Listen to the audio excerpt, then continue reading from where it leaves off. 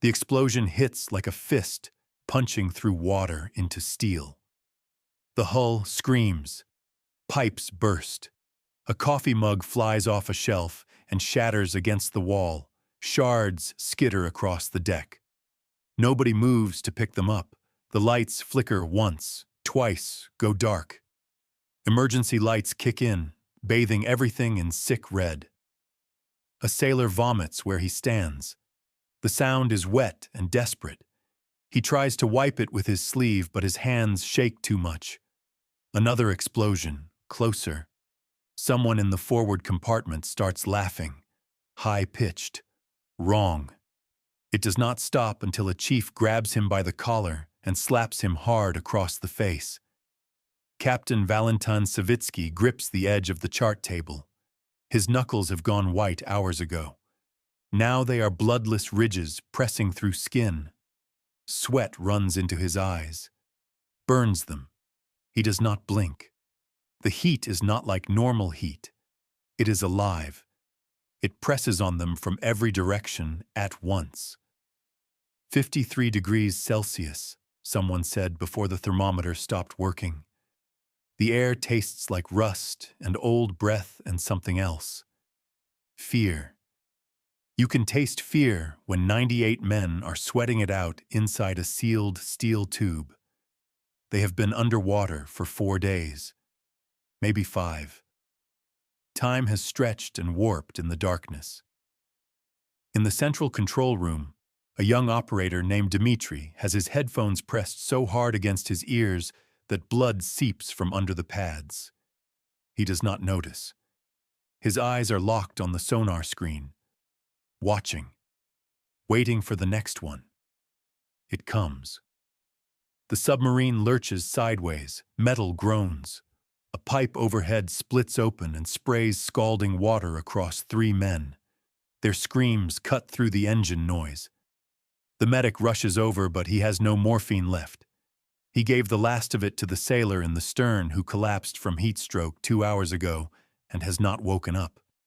Political officer Ivan Maslenikov stands perfectly straight near the bulkhead. His uniform is soaked through. His face is gray.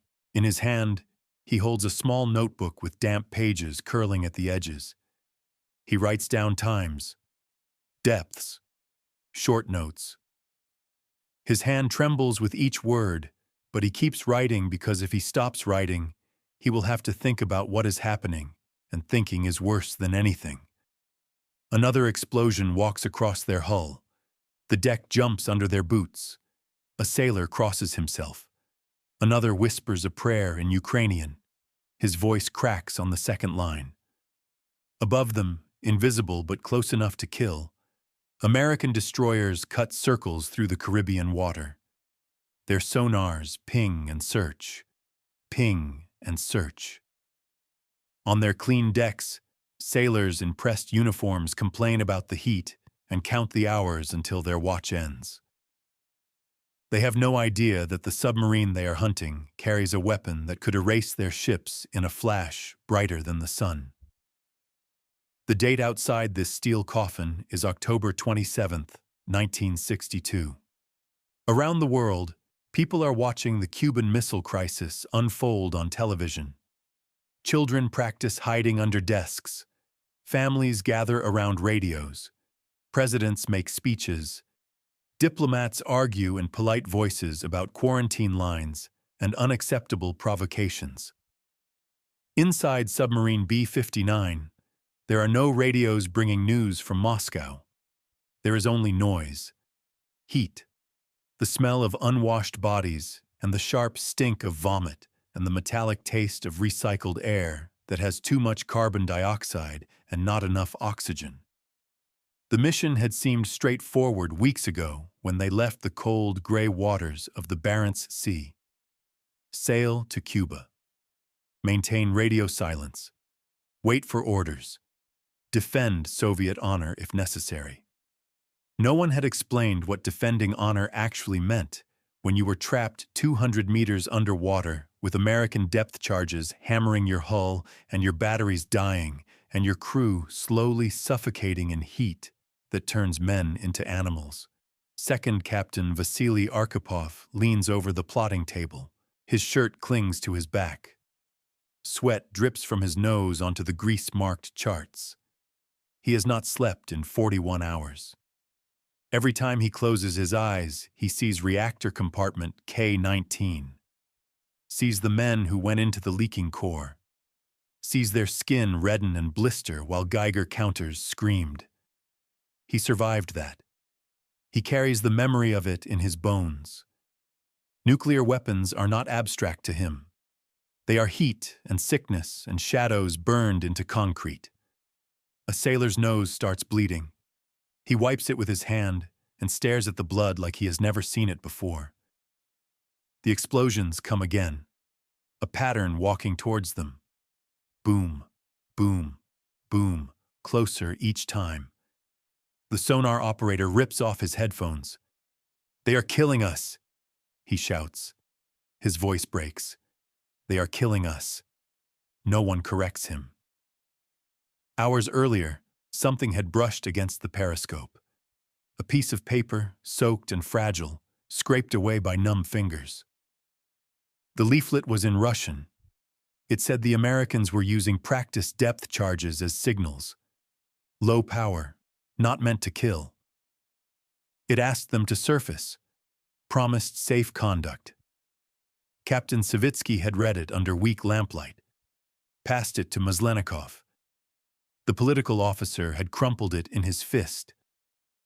"American lies," Maslenikov said. "Psychological warfare. They want us to surrender, to be photographed on their decks like captured animals." Now the next pattern slams into them. The lights go out completely for 3 seconds.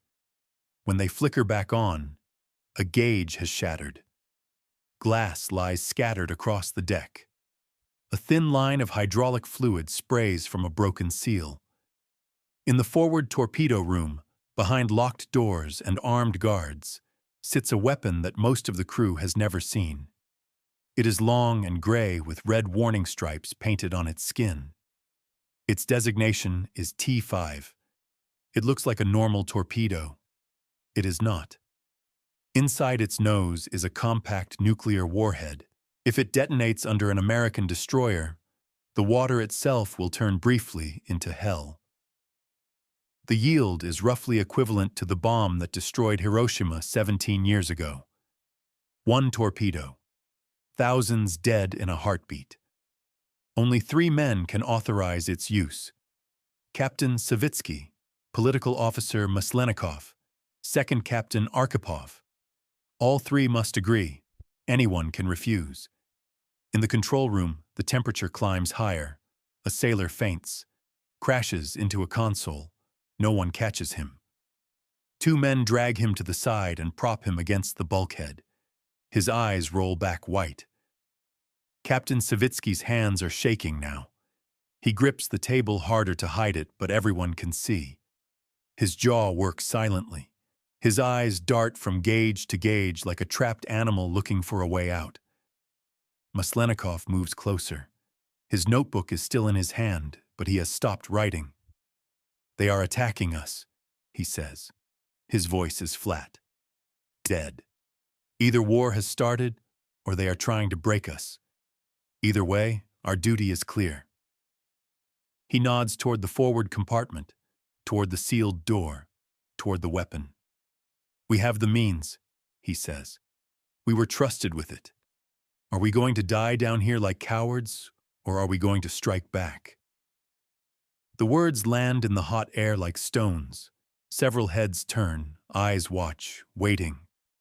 Savitsky looks at Arkhipov. "Second Captain," he says. His voice is hoarse, cracked. "You see what they are doing to us. We have no contact with Moscow. For all we know, our country is already burning. They drop these charges on us like we are animals to be hunted. If we surface, they will capture us, parade us, humiliate the motherland. Is that what you want?" Archipov's head pounds with each heartbeat. His vision swims at the edges. The deck feels soft under his feet. He thinks of his wife. of the men from K-19 who died slow radioactive deaths in hospital beds far from home. We do not know that war has started, he says slowly. We do not know our cities are burning. All we know is the Americans want us to surface.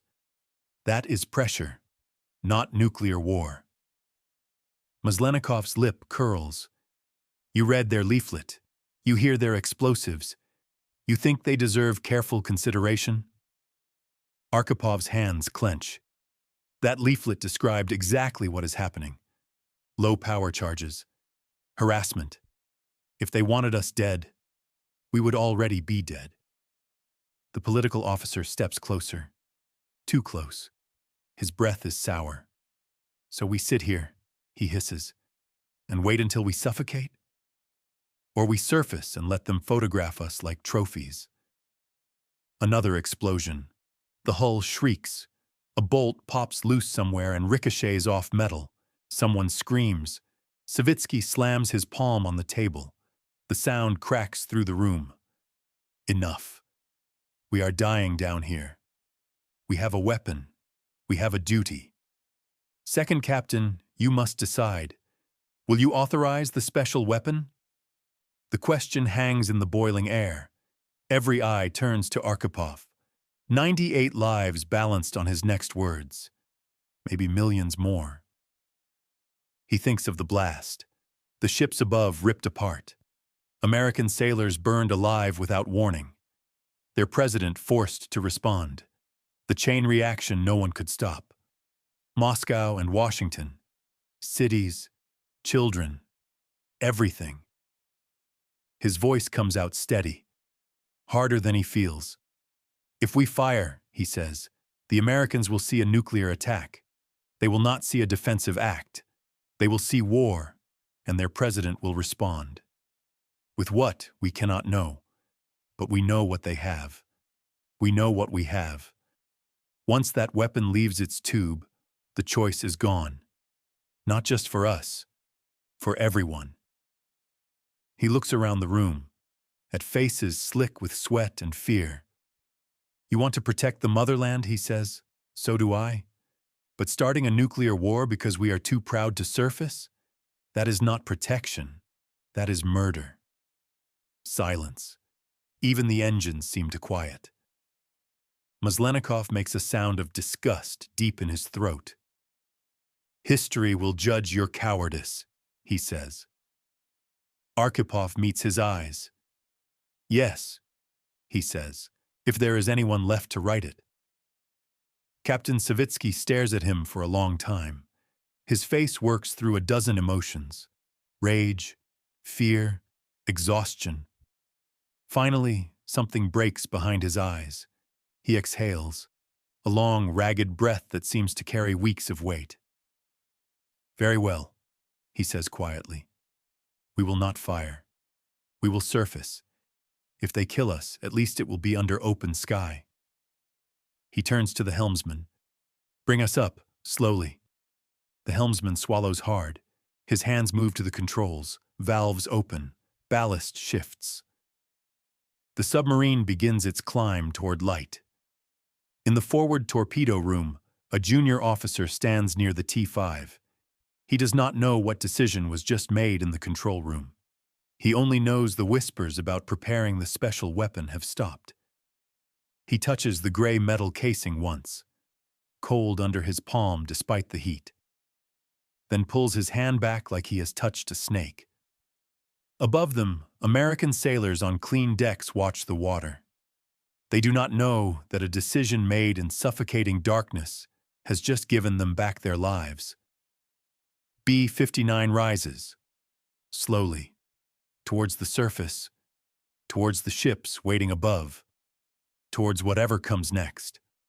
But the nuclear torpedo stays in its tube, silent, sleeping. And the world does not end today. The water is warm when B-59 breaks the surface. Caribbean sunlight hits the conning tower like a physical blow.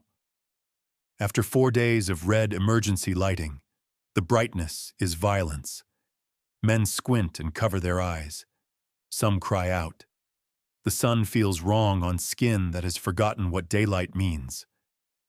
Captain Savitsky climbs the ladder first. His legs shake on each rung. When he reaches the bridge, the fresh air hits him so hard he staggers, gulps it down. His lungs burn with it. Behind him, men are pushing up the ladder, desperate for air that does not taste like metal and vomit. Around them, the destroyers close in. 5 American warships form a tight circle. Gray hulls cutting white water, deck guns trained on the submarine. Sailors line the rails, watching, rifles ready. For a moment, nobody moves. The submarine sits low in the water, wounded and listing slightly to port. Steam rises from vents. Oil slicks spread out from the hull in rainbow patterns. On the bridge of the USS Coney, Commander Charles Rosier lowers his binoculars. His hands are steady, but his heart is hammering. They have been hunting this submarine for days, dropping charges, pushing it deeper, waiting for this moment. He picks up the radio. "Contact has surfaced," he says. "Soviet submarine, Foxtrot class. Crew visible on deck. No hostile action observed." The radio crackles. Orders come through from the task force commander. "Maintain defensive positions. Do not fire unless fired upon. Signal the submarine to identify itself." Rosier passes the order to his signalman. Flags go up. The message is simple. State your nationality and intentions. On B-59, Savitsky watches the flags. His eyes are red-rimmed, bloodshot. He has aged 10 years in 4 days. Around him, men are climbing onto the deck. Some collapse immediately, lie flat on the metal, breathing, just breathing. A young sailor named Leonov crawls to the edge and vomits over the side. Nothing comes up but bile. He retches until his stomach cramps. Another sailor sits with his back against the conning tower, head between his knees, shoulders shaking with silent sobs.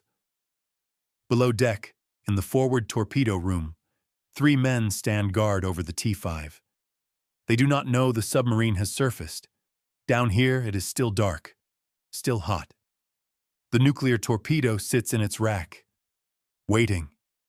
Political officer Maslenikov emerges onto the bridge last. His uniform is stiff with dried sweat. His face is a mask. He looks at the American ships, at the guns pointed at them, at the sailors watching from clean decks. "We should have fired," he says quietly. Only Savitsky hears him. The captain does not respond. A motor launch detaches from the Coney. It cuts across the water toward B-59. In it, a U.S. Navy officer and a translator. They are coming to talk. Inside the submarine, Vasili Arkhipov makes his way through the boat, checking on the men. In the engine room, the temperature is still over 50 degrees. 2 sailors lie unconscious. The medic is trying to cool them with wet rags, but there is barely any water left. In the stern compartment, the sailor who collapsed hours ago is dead. His body is covered with a blanket. His name was Anatoly Shumkov. He was 23 years old. He has a wife in Murmansk, who does not know yet that she is a widow. Arkhipov stops beside the body, removes his cap, stands there for a long moment in the heat and the darkness. "They killed him just as surely as if they had fired a bullet," someone mutters. Arkhipov turns. A young officer, eyes hard with anger. "No," Arkhipov says quietly. "The heat killed him. The situation killed him. But we are alive. We surfaced. We did not start a war." The officer looks away. His jaw works. "Was it worth it?" he asks. 1 dead. Maybe more. Humiliation. Capture. For what? Arkhipov does not answer immediately. He looks at the covered body. Thinks of all the bodies there would have been. Thinks of ships burning, cities glowing, shadows burned into walls. "Yes," he says finally. It was worth it. The motor launch reaches B-59. The American officer climbs the ladder carefully. His hand rests on his sidearm, but he does not draw it. At the top, he finds himself face to face with Captain Savitsky. Neither man speaks the other's language well. The translator climbs up behind. A nervous ensign who studied Russian at Georgetown and never expected to use it like this. The American officer's name is Lieutenant James Pershing. He is 28 years old. This is the closest he has ever been to starting World War III, and he does not know it. "Captain," Pershing says through the translator, "I am instructed to ask your condition and intentions." Savitsky stares at him. His Russian comes slow and careful. "We require medical assistance, fresh water, battery charging capability. We have casualties." Pershing nods. Notes this. "Are you armed?"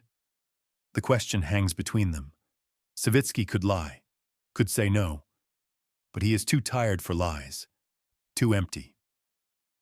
"We carry torpedoes," he says, "standard armament for a submarine." He does not mention the T-5. Pershing looks at the men sprawled on the deck, at faces hollow with exhaustion, at the oil leaking from the hull. This submarine is barely afloat. It is no threat to anyone right now. "We can provide water and medical support," he says, "but you will need to follow us to a designated area where we can assess the situation." Savitsky understands what this means. Internment, inspection, questions. Moscow will hear of this. There will be consequences. But his men need water. They need air. The dead sailor below deck needs burial. "Agreed," he says. The word costs him something. Pershing sees it in his eyes. Below deck, the radio operator finally gets a signal out. A short burst transmission to Soviet Naval Command. 3 words in code. "Surfaced, under escort, alive." In Moscow, the message arrives at Naval Headquarters at 0400 hours local time. An aide wakes Admiral Sergei Gorshkov, hands him the decoded message. Gorshkov reads it 3 times, then picks up the phone to call the Kremlin. In Washington, it is 9 p.m. President Kennedy is in a meeting with his advisors. The Cuban crisis has been grinding on for days. Everyone is exhausted. Everyone is afraid. A messenger enters, hands a note to Secretary of Defense Robert McNamara. McNamara reads it. His face goes pale. "Mr. President," he says, "one of the Soviet submarines has surfaced. The Navy has made contact. The room goes silent. Kennedy stands, walks to the window. Outside, the White House grounds are dark except for security lights. "Casualties?" he asks. "One confirmed dead from heat exhaustion. Several critical condition. The submarine was forced to surface due to battery depletion and environmental failure." Kennedy absorbs this. "Did they fire any weapons?" "No, sir." "Were they armed?" "The submarine carries torpedoes. The Navy is confirming the exact loadout now." Kennedy nods slowly. No one in the room knows about the nuclear torpedo. The T-5 remains classified Soviet technology. American intelligence suspects some submarines carry them, but has no confirmation. "Provide humanitarian assistance," Kennedy says. "Water, medical support, but maintain security protocols. I want that submarine under close observation until we know exactly what we are dealing with." McNamara nods, leaves to make the calls. Kennedy stays at the window, thinking about how close they just came to something nobody wanted, how a decision made in darkness hundreds of feet underwater might have changed everything. He does not know about Vasili Arkhipov, does not know about the vote, does not know that 3 Soviet officers stood in a steel tube filling with heat and fear and decided not to end the world. No one will know for 50 years. Back on B-59, the water arrives. Fresh, clean water in containers lowered from the American ships. The crew drinks like men who have crossed a desert. Some drink too fast and vomit it back up. They drink again anyway. American medics come aboard. They work on the critical cases. Start IVs, check vitals. One medic, a corpsman named Davis, finds the body in the stern. He stops, stares. "How long has he been dead?" he asks through the translator. "Several hours," comes the reply. Davis shakes his head, pulls the blanket back over the face. He is 22 years old. He has never seen someone die from heat inside a submarine. Never imagined it was possible. "This whole boat is a coffin," he mutters. The translator does not translate this. Evening falls. B-59 is escorted toward international waters. The American task force maintains a defensive perimeter. On the Soviet submarine, men sleep on the deck under open sky. Some cry, some pray. Some just lie there and breathe air that does not burn. Arkhipov stands at the rail, watching the sunset paint the water red and gold. His hands shake slightly, delayed shock setting in. He grips the rail tighter. Maslenikov appears beside him. "You cost us our honor," the political officer says. His voice is flat, empty. Arkhipov does not look at him. "I saved us from murder," he replies. "History will judge. Yes, it will." They stand in silence as darkness spreads across the Caribbean. Around them, the American destroyers maintain their watch. Lights begin to appear on their decks. Normal evening routine. Somewhere in the distance, a radio plays music. American music. The sound drifts across the water. Foreign and strange. On B-59, someone starts singing quietly. A Russian folk song about home, about rivers and birch trees and peace. Other voices join in, hoarse and rough and tired. The Americans on the nearby destroyers hear it. Some lower their weapons slightly. These are not demons, not monsters, just men. Exhausted men who want to go home. Lieutenant Pershing writes in his report that night, "Soviet submarine crew displayed extreme signs of heat exhaustion and psychological stress. Vessel was operating well beyond safe environmental limits. It is my assessment that this boat was within hours of catastrophic failure. The decision to surface likely saved the crew from certain death." He does not write about the singing. That is not part of the official record. In Moscow, Admiral Gorshkov makes his own report. B-59 surfaced under duress. Captain Savitsky acted to preserve his crew and vessel. The mission parameters became untenable due to extended submersion and mechanical failures. He does not mention the nuclear torpedo. Does not mention the vote that nearly happened. Some things stay buried in classified files for decades. On the submarine, Arkhipov finally goes below, finds a quiet corner, sits with his back against cold metal. His hands have stopped shaking. He thinks about what almost happened, about how close they came, about one vote that stood between continuation and apocalypse. Then he closes his eyes and sleeps for the first time in 5 days. Above him, stars wheel across the Caribbean sky. The American ships maintain their watch. The water rocks B-59 gently. The world does not know how close it came to ending. But somewhere in the darkness, 97 men know they almost killed millions. And one man knows he stopped them. The first nightmare comes 3 nights after they get home. Vasili Arkhipov wakes up in the dark, drenched in sweat, fingers clawing at the bedsheet like it is a metal deck. For a second he does not know where he is. The room feels too small. The air feels too thick. His heart slams against his ribs like a fist on a bulkhead. No red lights. No screaming steel. No depth charges. just his wife's hand on his shoulder and the sound of his own ragged breathing. "You're home, Vasili," Olga whispers. "You're home." He nods, but it takes his body a long time to believe her. The Navy does not ask him to tell the full story, not officially.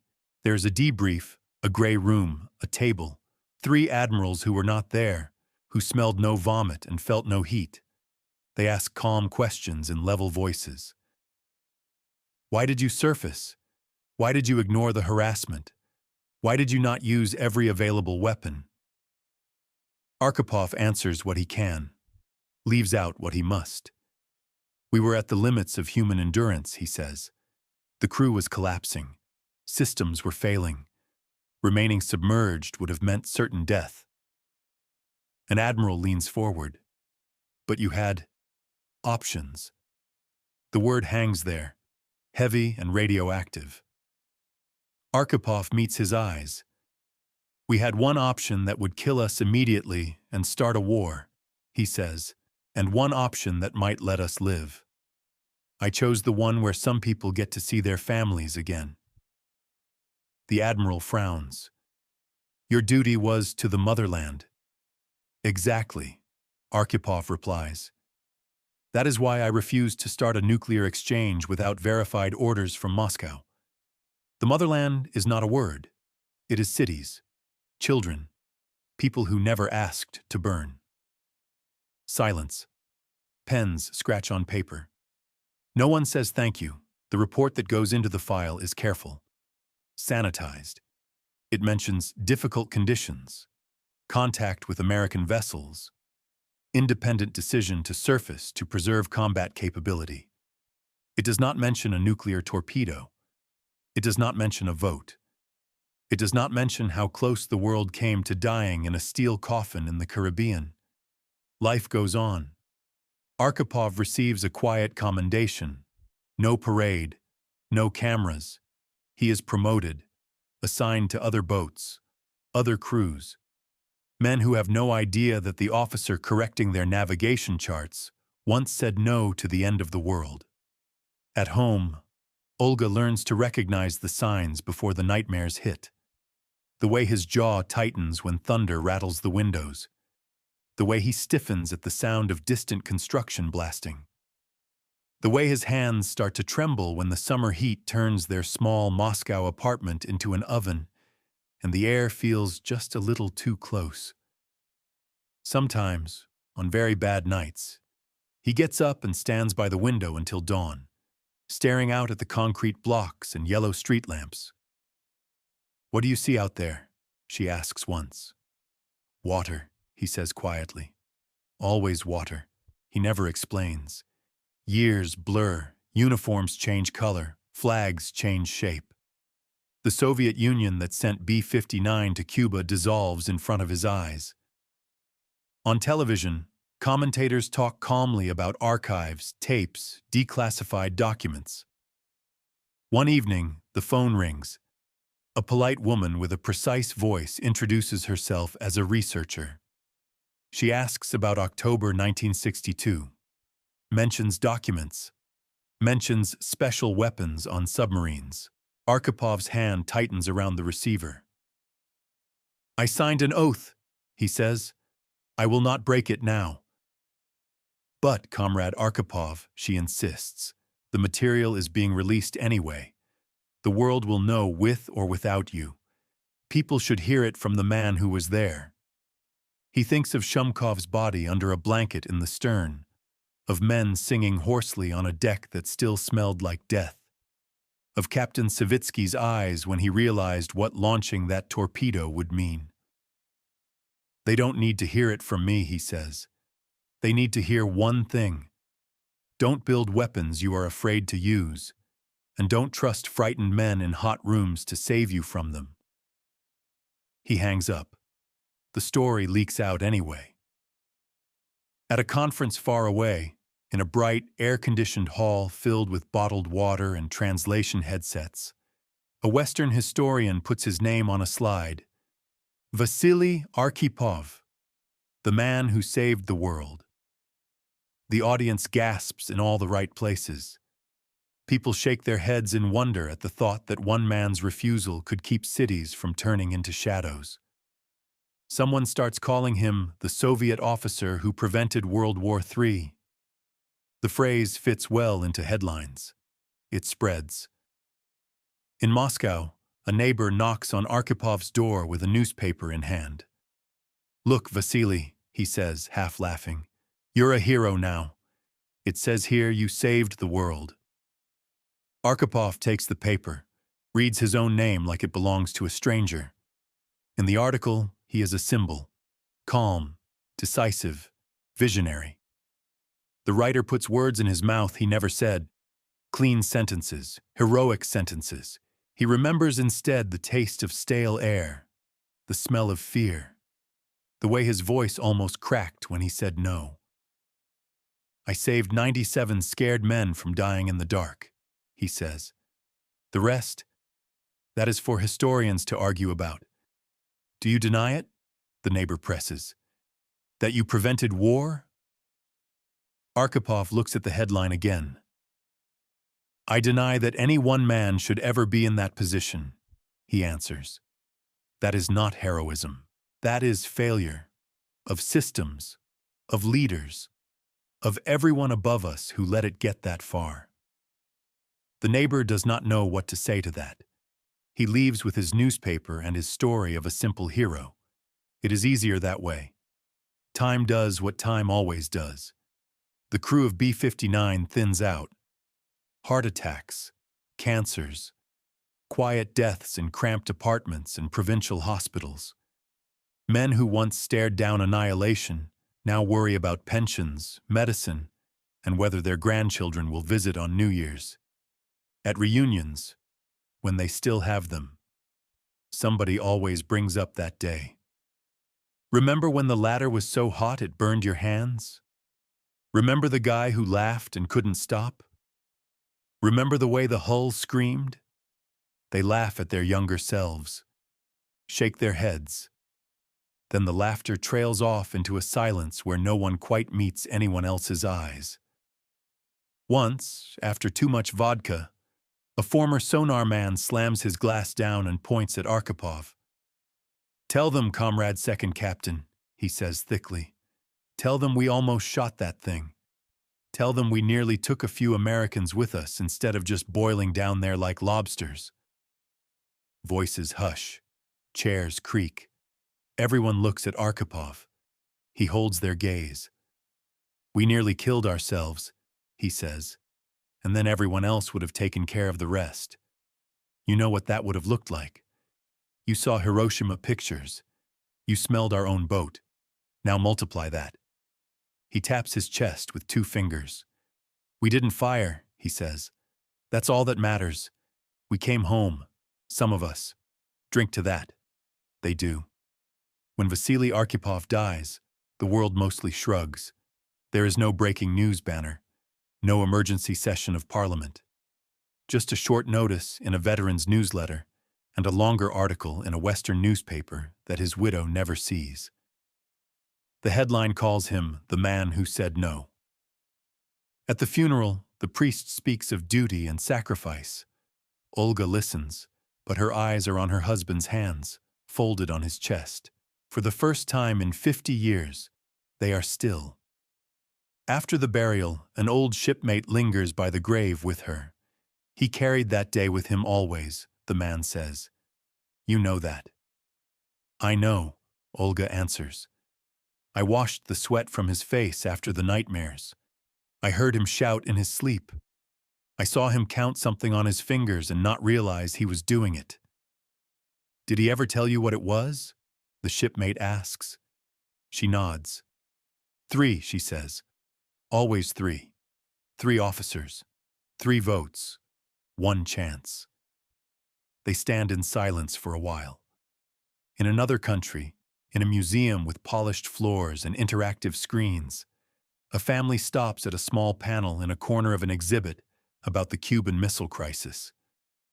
Behind the glass, there is a black and white photo of a tired-looking Soviet officer in a cap. A text beside it says that his decision may have prevented nuclear war. A teenage boy reads the paragraph, frowns. "So this guy saved the world?" he asks. His father shrugs. "That's what it says. One man on one submarine didn't push a button. History is weird." The boy nods, takes a picture on his phone. They move on to the next display. Missiles, big maps, colorful buttons you can press to see blast radii. No one in that museum can smell hot oil or taste recycled air.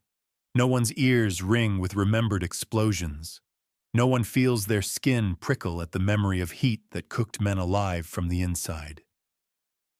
History has turned that moment into a caption, a slide in a lecture, a neat moral about the importance of restraint. It forgets what restraint costs. Olga sits by her window in Moscow, the box of medals open on the table. They gleam dully in the weak light. She runs a finger over one of them. "They sent a letter last year," she says to the empty room. "An American wrote a book, called you the man who saved the world. Imagine that." She smiles sadly. "You would have hated it." She closes the box and looks out at the city. Children are playing in the courtyard below. Cars honk. Somewhere a dog barks. Life goes on, noisy and careless and utterly unaware. None of them know that their ordinary lives balanced once on a single word in a boiling metal coffin. Yes or no. That is how close it was. Not destiny, not genius, not a grand plan. Just a man, half-conscious from heat and fear, who refused to kill strangers he could not see to solve a problem his leaders had created.